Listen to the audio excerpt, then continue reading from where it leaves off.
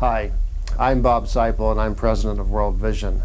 One of the beautiful things about this position is that it brings me in contact with great people. And Jack and Marilyn DeBoer and Jack's cousin Betty Nelson are certainly that. In 1988, in the midst of an around-the-world trip, they landed in Burma.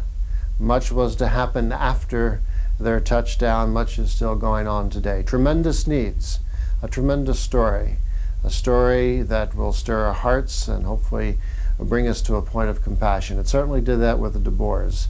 And Jack and Marilyn are here to tell that story for us. In 1988, Jack and Marilyn DeBoer took a 4-month world tour to observe the breadth of human civilization in 38 countries. One stop was Burma, a country of 50 million people wedged between better-known neighbors China, India, and Thailand. Known as a hermit kingdom because of its secretive military government, Burma was in the midst of a 25-year slide from freedom and prosperity into poverty and repression. And one of the reasons we chose Burma was that each of us made a list independently of all the places in the world that we would ever like to visit in our fantasy. And we each had Burma on our list. And I think there's a mystique about Burma that kind of attracted us. There were so many great stories about Burma, and There's something romantic there's about romantic about Burma. But what we found when we got there was depression. Terrible. Hundreds of thousands of protesters, many of them government workers, were again marching through Rangoon today, bringing the city to a complete standstill. When the DeBoers returned to their hotel, the streets of Rangoon were mobbed with protesting students, armed troops, barricades, and tear gas. This was the beginning of Burma's historic failed 1988 democracy revolution. Upon strong orders from American officials and in concern for their safety, the DeBoers fled the country after less than 24 hours. This is Adrian, who was our guide for this trip the following day, our first full day there. One of the things he said was, our parents apologized to our generation for leaving us a country with no hope. And that was so crushing, so devastating to us, to think of these young people who had no hope of ever being in a better situation than what was obviously a terrible situation.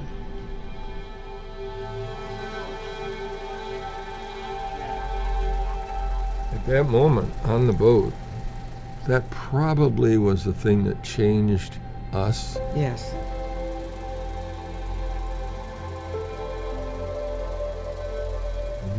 How did this all begin? His comment of, we have no hope. The DeBoers assumed they would never see their young tour guide again, but they were haunted by his words, no hope. They sensed they needed to do something, but they weren't sure just what.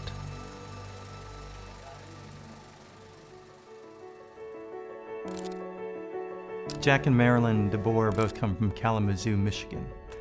Jack has been an entrepreneur. He likes to say he's never had a job, never had a boss. He's always been his own boss since he got out of the Army, and has started a succession of hotel chains. He's developed the extended stay industry, and has been a real pioneer in the lodging industry, a giant. At one point in his life, he realized that all this financial success he'd had was not going to fulfill him at the end of the day. He needed to do more, and he talks about moving from success to significance. And that was when his and Marilyn's philanthropic life began to blossom, which led them to Myanmar, and the rest is history. In 1991, I traveled with Jack, Marilyn, and Betty back to Burma, which by then had been renamed Myanmar. We met with local people and with government officials to get a clear idea of the most pressing needs. The message came back to us again and again: healthcare, especially for children and their mothers. The DeBoers were surprised to learn that there were no large humanitarian organizations in the closed-off country.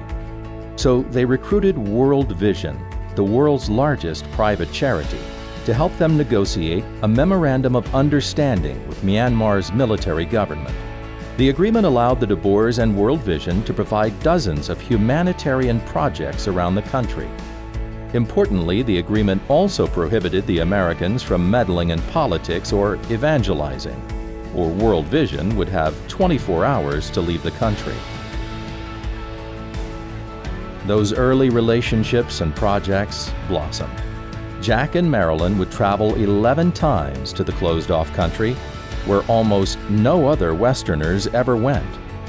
Their service in Myanmar was only just beginning.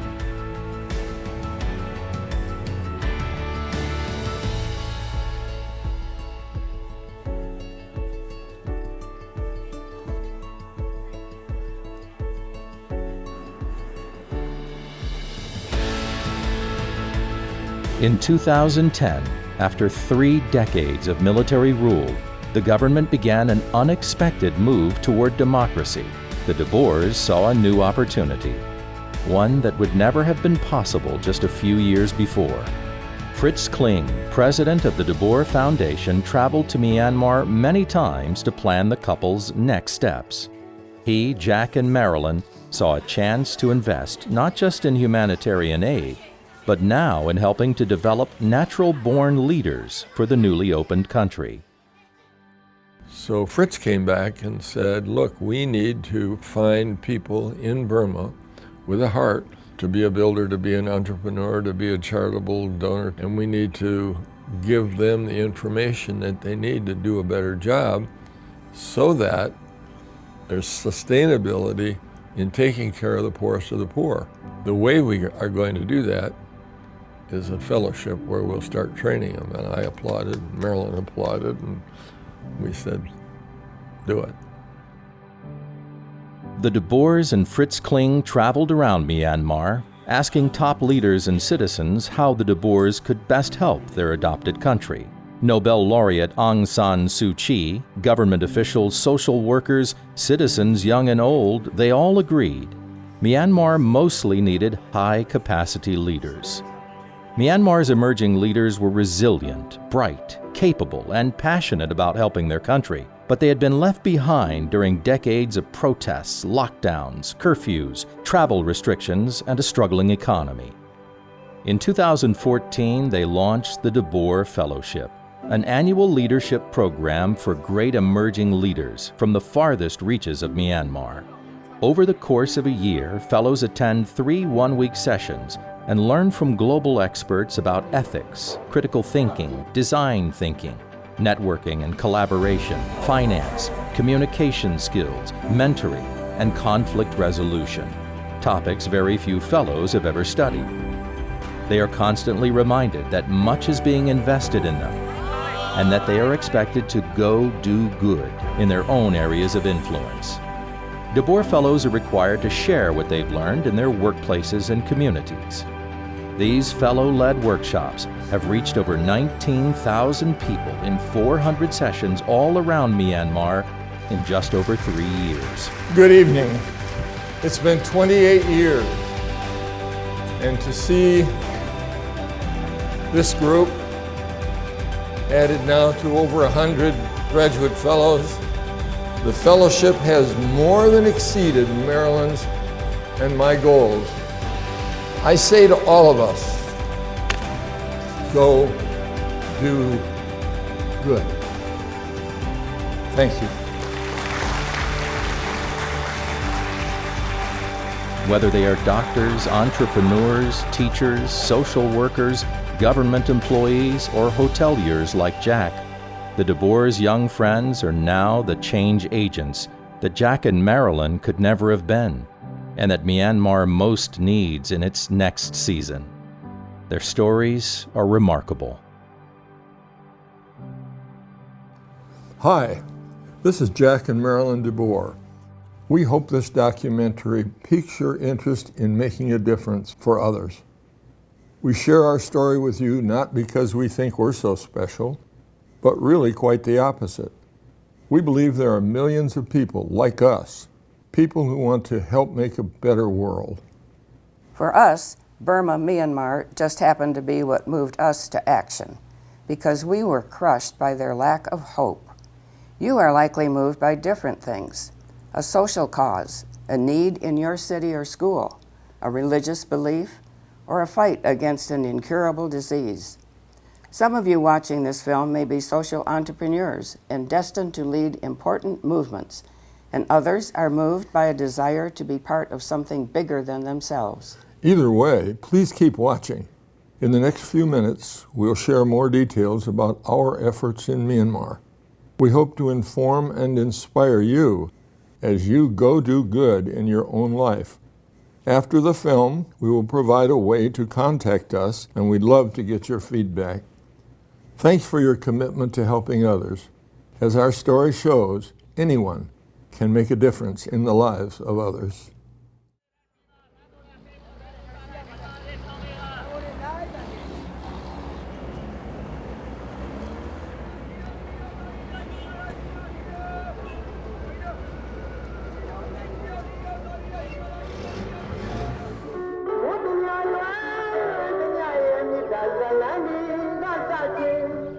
During my intern at Rangoon Children's Hospital, Cyclone Nagis ravaged my country. Since then, I have a passion that I really want to serve to underprivileged people living in that very limited resource medical settings.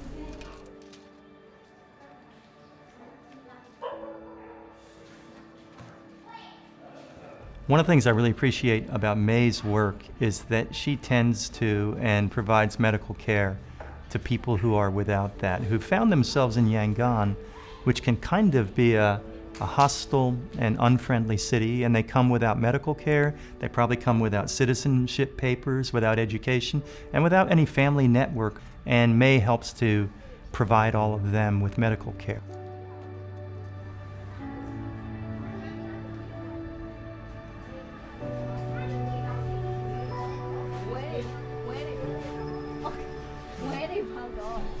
When I first arrived, most of the kids, they have no passions and they have no hobbies. Even what do you want to become one day, so they even laugh at me. Like they are being asked with crazy questions. I changed my approach that I told them stories, very crazy stories, very childhood stories, made up stories. Instead of princess and prince getting married after I don't talk that stories. so mostly I chose leader saving people in need, so like that stories.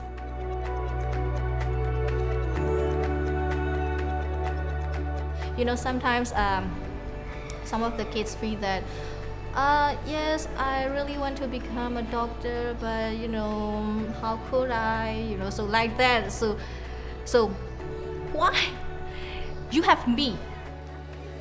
Even if I want to be a dancer, okay, yes, okay, that's fine. I will learn from you if you become a dancer. It's kind of motivational talk between me and these kids.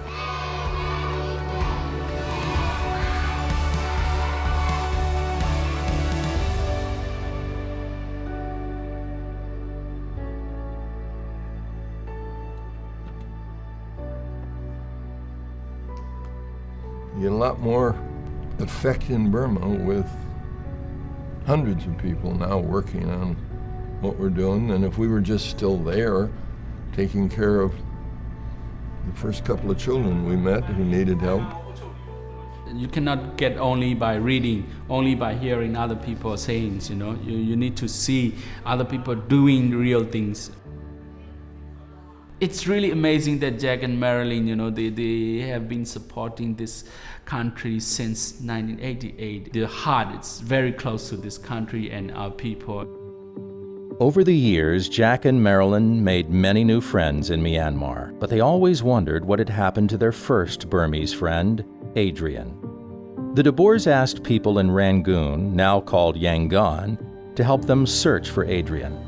Having no idea where he lived, and knowing he no longer looked the same as the young language student and tour guide in the wrinkled photo from 1988. And then the impossible happened. After a number of false alarms, a Facebook tip surfaced about a young man who had fled Burma shortly after the de Boers were there. He had lived on several continents, finally ending up in Phoenix.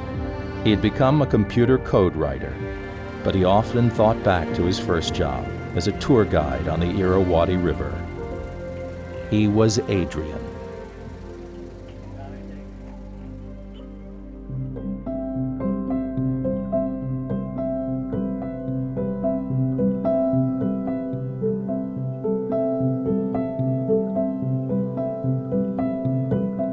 What would you say if I told you that we've been in contact with Adrian? Oh my gosh, I would.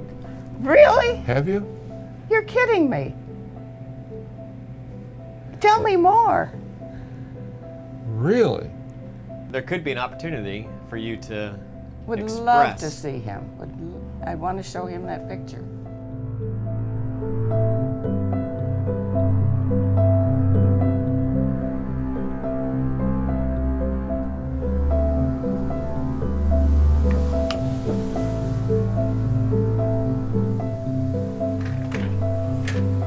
Hello, welcome. Yes. Okay, this is Adrian. Nice to see you, Adrian. My goodness. I'm Marilyn.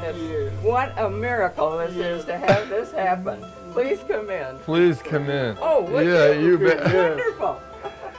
I can't believe Oh it. my goodness, after all these years. It doesn't seem possible, does it? It doesn't seem possible.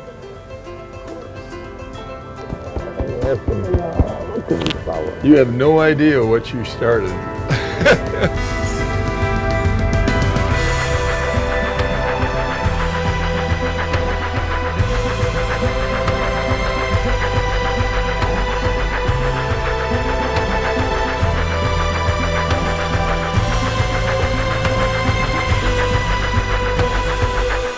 The long-lost friends had been separated by years and geography, but learned that they all had been pursuing a common passion to help Myanmar.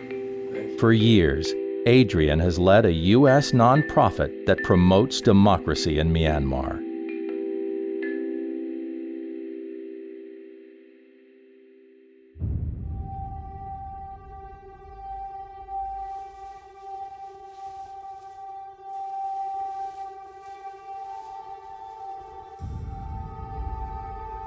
So when I was a young girl and working in the rice field, I saw that the girls who work similar hours as boys got paid 20% less than the boys.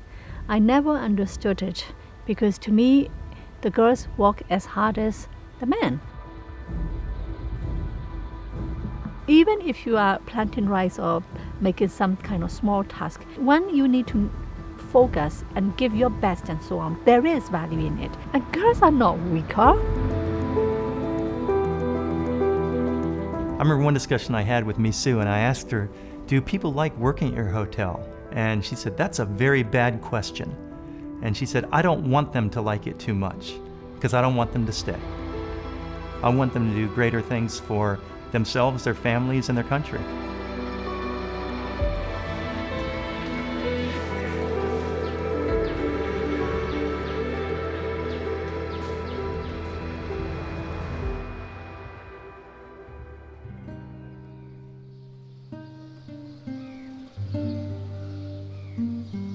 So we have a saying that the Bengal net the Taunaluyai, meaning if a big tree is strong, it can host 10,000 birds. It's a lovely proverb, and that's how the leadership classic that I learned from my father and my grandfather. You're strong, you can help a lot. So make yourself strong so that you can contribute more, etc.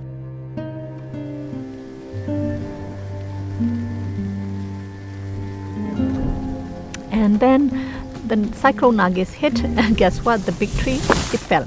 And where does all these 10,000 birds go? That is a problem of standing alone and trying to save the world like I were going to fix it alone. It doesn't work because there are challenges or nature disaster or political stability. It can happen to everyone, or death or disease or sickness. So to me, the motto should be, instead of being a big tree hosting all the birds, one should be promoting to make sure give the space to the little one as well, so they can also grow on their own. And when you become a forest, you're stronger.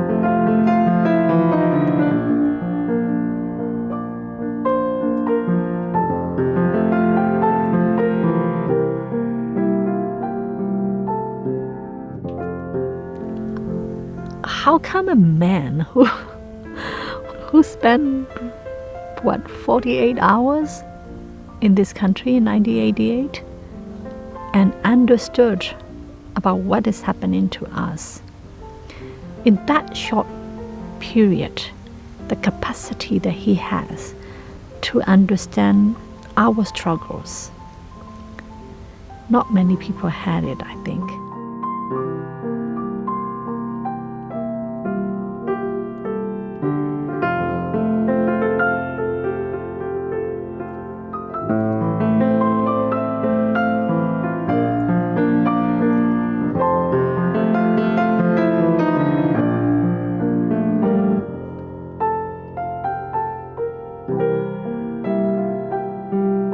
Without his lady, I'm sure that it doesn't function.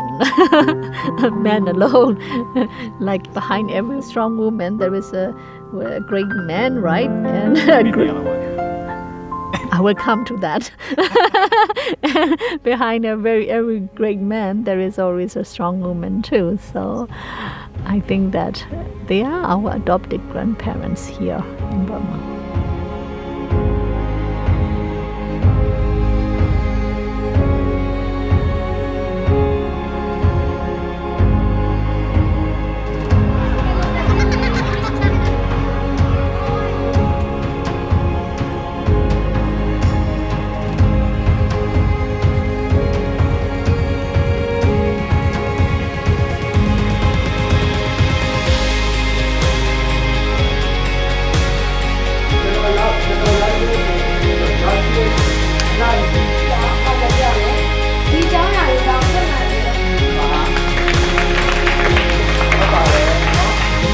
I think the way that we could say them thank you is pay it forward.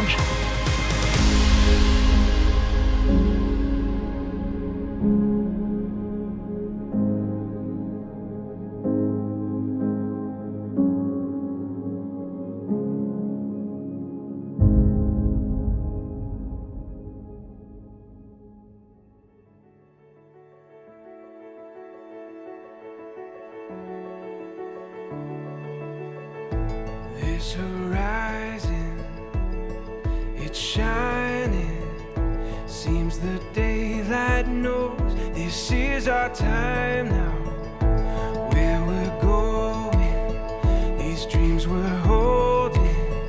Oh, and now we know it.